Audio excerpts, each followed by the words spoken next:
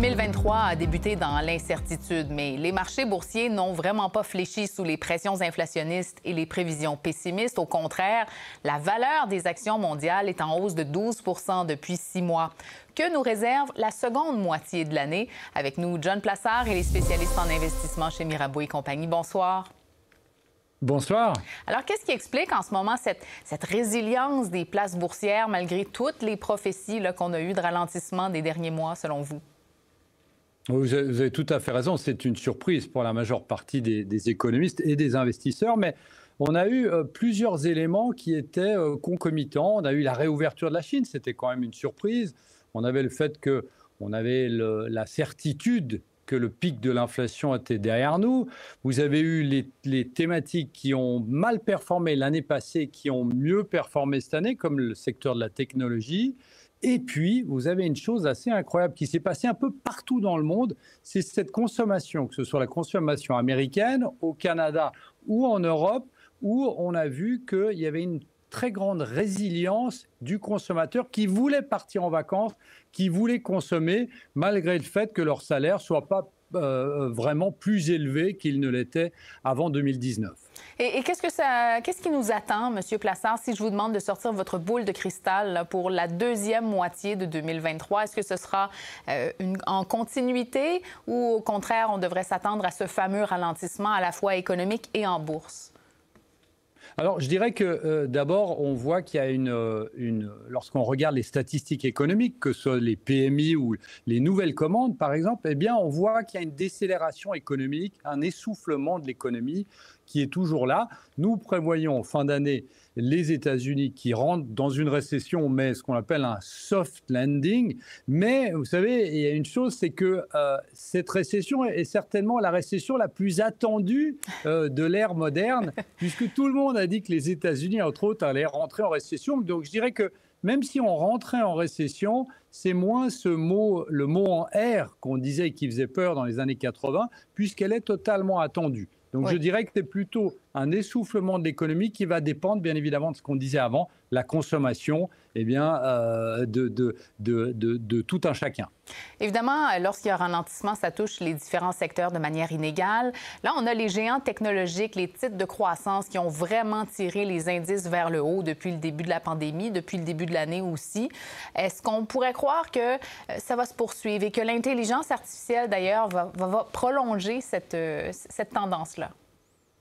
Ben, vous avez dit le fameux mot magique, hein, l'intelligence artificielle, c'était vraiment la thématique dans laquelle il fallait depuis le début de l'année. On a des entreprises, des grosses entreprises comme Nvidia, par exemple, qui a passé les 1000 milliards de dollars de capitalisation boursière, qui a progressé de plus de 200% en bourse.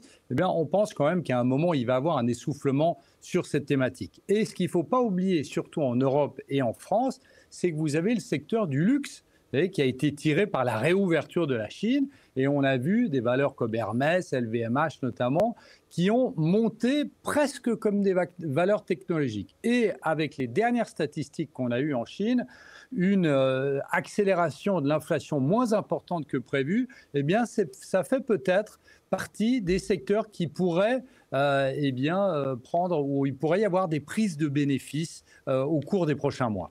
Bon, évidemment, une autre thématique qu'on suit de près, c'est l'inflation, M. Plassard, qui est toujours assez tenace dans la plupart des pays occidentaux. Ça ralentit, mais assez lentement. Est-ce qu'il y a des types d'investissements qui pourraient être favorisés là, jusqu'à ce que les banques centrales puissent enfin ralentir le resserrement monétaire?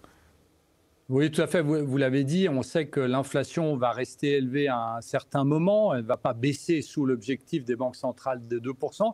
Donc, une des thématiques qui est toujours une thématique forte d'investissement, c'est le pouvoir de fixation des prix ou le pricing power.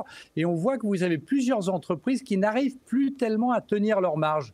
On peut prendre l'exemple de Disney, où on voit qu'il y a moins de personnes qui vont dans leur parc parce que le prix des billets est beaucoup trop élevé. Et même McDonald's, qui dit que la hausse du prix du Big Mac, par exemple, a atteint un certain sommet et qu'ils ne peuvent plus monter les prix. Donc je dirais que les entreprises, et il y en a qui arrivent à garder ces marges et ce pouvoir de fixation des prix seront certainement celles qui vont gagner dans cette deuxième partie d'année face à cette inflation qui est toujours élevée.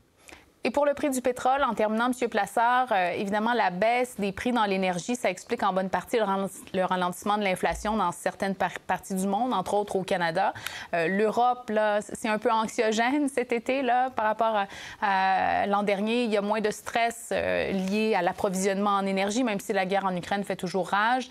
Il y a l'OPEP qui tente de maîtriser les cours. On se dirige vers quoi sur le marché de l'énergie d'ici la fin de 2023?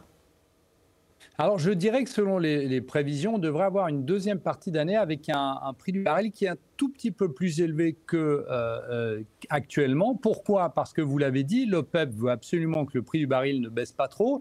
On sait que les États-Unis sont sur le point de reconstituer leurs réserves stratégiques. Et il y a toujours de la demande, qu'on le veuille ou non, même si la croissance chinoise n'est pas aux objectifs. On est quand même sur le deuxième trimestre à 6,3%. Donc, évidemment, la Chine achète aussi du pétrole.